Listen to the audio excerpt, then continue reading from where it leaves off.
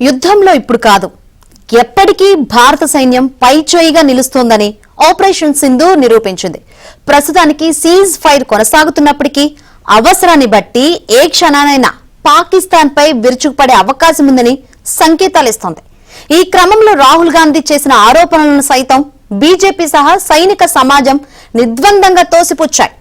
మరోపక్క విదేశాంగ మంత్రి జైశంకర్ కూడా ఫారెన్ టూర్ కు రెడీ అవుతున్నారు. పాకిస్తాన్ వైఖరిని అంతర్జాతీయంగా ఎండగట్టేందుకు ఆయన వెళ్తున్నారు.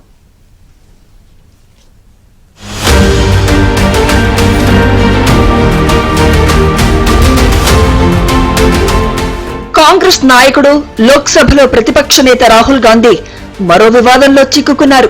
ఆపరేషన్ సింధూర్ లో భాగంగా ఉగ్ర స్థావరాలను లక్ష్యంగా చేసుకునే ముందు పాకిస్తాన్ కు భారత ప్రభుత్వం సమాచారం ఇవ్వడం నేరమని ఆయన విమర్శించారు.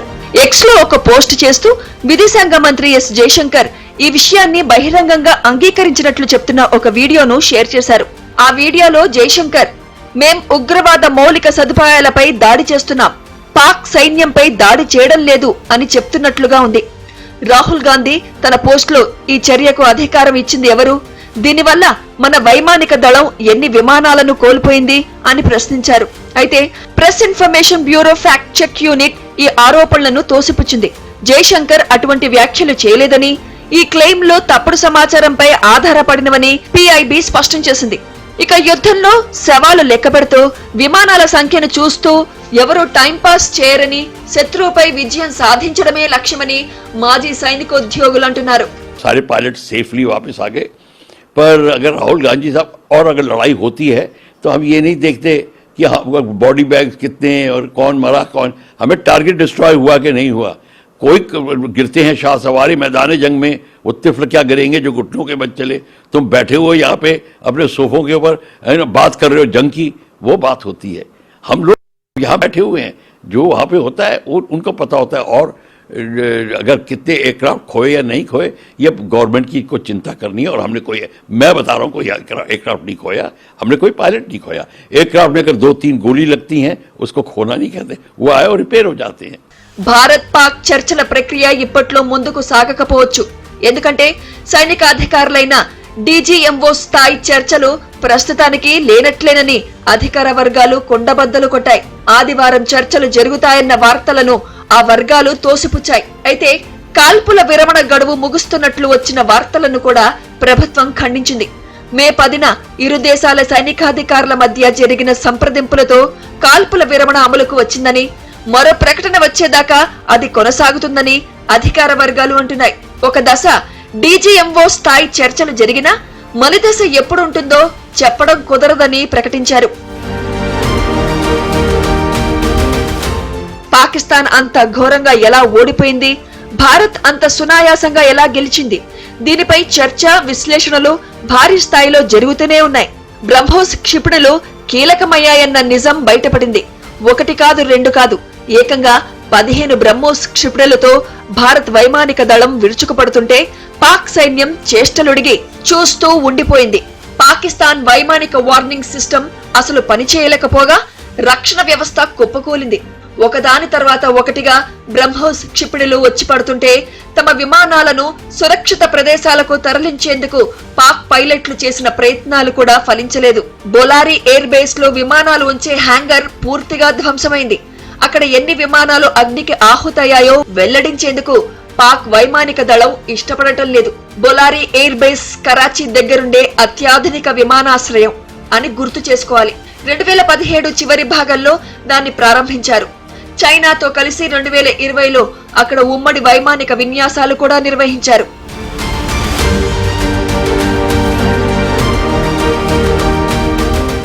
నిజానికి మే 8నే పాకిస్తాన్కి గడ్డుకాలం మొదలైంది.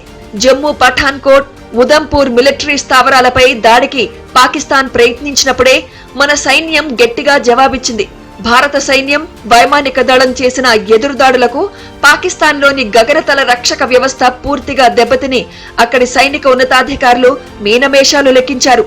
గత ఏడాది మాత్రమే పాకిస్తాన్ కొనుగోలు చేసిన రాడార్లను కూడా పాకిస్తాన్ కాపాడుకోలేకపోయింది. భారత సైనిక పాటవం पाकिस्तान को తెలిసొచ్చిందనే చెప్పాలి।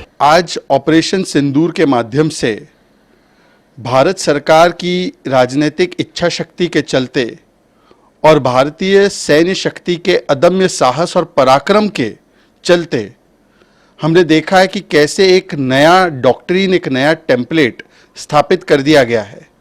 और ये नया डॉक्ट्रिन ये है कि अब न्यूक्लियर गीदड़ भभकी से भारत नहीं डरेगा। पहली बार एक न्यूक्लियर पावर देश में घुसकर 200-200 किलोमीटर दूर जाकर हमारी स्ट्राइक्स हुई, चाहे वो टेरर कैंप पर हो पाकिस्तानी पंजाब में, चाहे वो 11 एयर बेसेस हो पाकिस्तान के, और उत्तर से लेकर दक्षिण तक ऐसा कोई शहर बचा नहीं पाकिस्तान का जिसमें भारत की सेना के द्वारा स्ट्राइक न किए गए हो। इससे एक बात स्थापित हो चुकी है कि अब आतंकवाद का हम अपने तरीके से, अपने समय पर, अपने टर्म्स एंड कंडीशंस पर जवाब देंगे। गोली का जवाब गोले से दिया जाएगा। अब अमन की आशा नहीं, ब्रह्मोस की भाषा से समझाएंगे, जिस भाषा में पाकिस्तान समझता है। और आतंकवादी और आतंकवादियों के आकाओं के बीच में, मतलब कि अगर कोई शासन प्रशासन आतंकवाद को समर्थन देता है तो डिस्टिंक्शन या अंतर नहीं किया जाएगा। పాకిస్తాన్ ప్రభుత్వము పాక్ ప్రేరేపిత ఉగ్రవాదులు తోక ఝాడించినప్పుడల్లా ఇండియన్ ఆర్మీ గట్టిగానే సమాధానం చెబుతూ వచ్చింది. ఈసారి కూడా అదే జరిగింది. శత్రు దాడులను సమర్థంగా తిప్పికొట్టడంతో పాటు శత్రువులు తట్టుకోలేని విధంగా దాడులతో చావు దెబ్బ కొట్టడమేలాగో మన సైన్యం నిరూపించింది.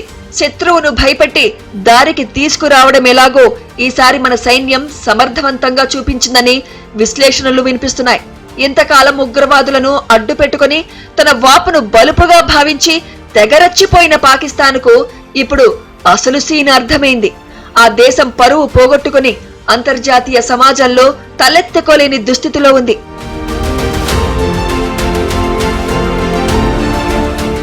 ముంబై ఉగ్రదాడి తర్వాత భారత్ మౌనంగా ఉండడంతో పాకిస్తాన్కు ఎక్కడలేని ధైర్యం వచ్చేసింది.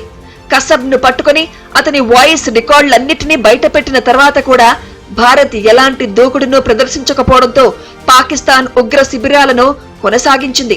2016లో పఠాన్ కోట్, ఉరి ఉగ్రదాడులు జరిగాయి. అప్పుడు భారత సైన్యం సర్జికల్ దాడులు చేసింది. ఉగ్ర శిబిరాలు ధ్వంసమైనా సరే ఏవీ జరగనట్లు, ఏవీ ఎరగనట్లు పాకిస్తాన్ ప్రభుత్వం ఉండిపోయింది. 2019లో పుల్వామా ఉగ్రదాడి తర్వాత భారత్ మరోసారి సర్జికల్ దాడులు నిర్వహించింది. అప్పుడు పాక్ భూభాగంలోని బాలాకోట్ వరకు మన వైమానిక దళం వెళ్లి వచ్చింది. దక్షిణాసియాలో ఇండియన్ ఆర్మీకి తిరుగు లేదని తేలిపోయింది.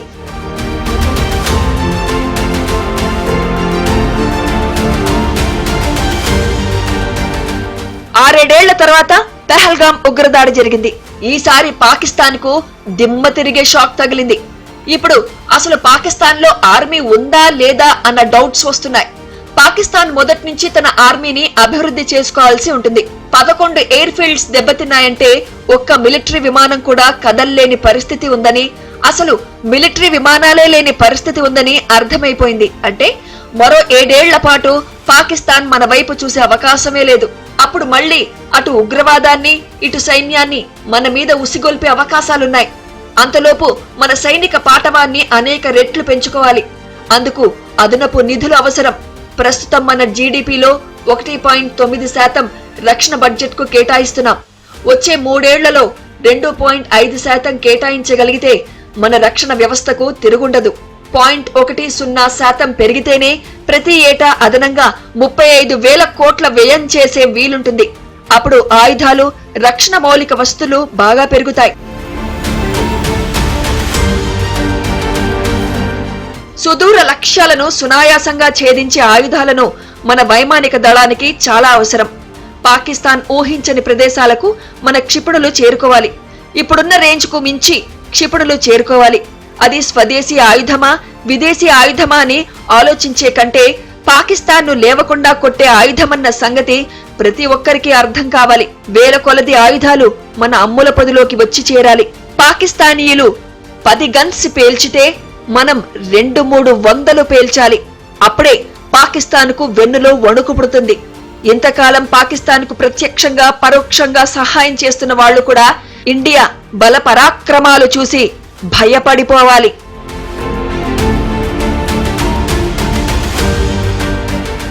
పాకిస్తాన్ వాడుతున్నవన్నీ చవకబారు, కాలం చెల్లిన ఆయుధాలు. అవి మన ఆయుధ సంపత్తి ముందు దేనికి పనికిరావు. మనం సంప్రదాయ ఆయుధాలు వాడుతూనే ఆధునికత వైపు అడుగులు వేస్తున్నాం. పాకిస్తాన్ వినియోగించే డమ్మీ డ్రోన్లకు పోటీగా సమర్థమైన డ్రోన్లు, రక్షక వ్యవస్థను వినియోగంలోకి తీసుకొచ్చాం. పాకిస్తాన్ దగ్గర డబ్బులు లేవు, ఆయుధాల కోసం కూడా అప్పులు చేస్తోంది. ఆ దేశంలో పెరుగుతున్న జనాభాకు ఖర్చులకే నిధులు లేక నానా తంటాలు పడుతోంది.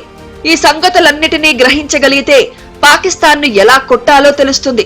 7-8 ఏళ్ల తర్వాతైనా పాకిస్తాన్ మన మీద దాడి చేసిన పక్షంలో మనం కొట్టే ఎదురు దెబ్బలకు పాకిస్తాన్ మళ్లీ లేచి నిలబడటం కుదరని పని అవుతుంది. పాకిస్తాన్ అనే దేశమే ఉంటుందా లేదా అన్న సందేహం వస్తుంది. ఆపరేషన్ సింధూర్ మనకు ఇచ్చిన ధైర్యం, పాకిస్తాన్కు నేర్పిన గుణపాఠం అలాంటిది. ఇక ఉండాలా ఉండకూడదా అన్నది పాకిస్తాన్ మాత్రమే నిర్ణయించుకోవాలి.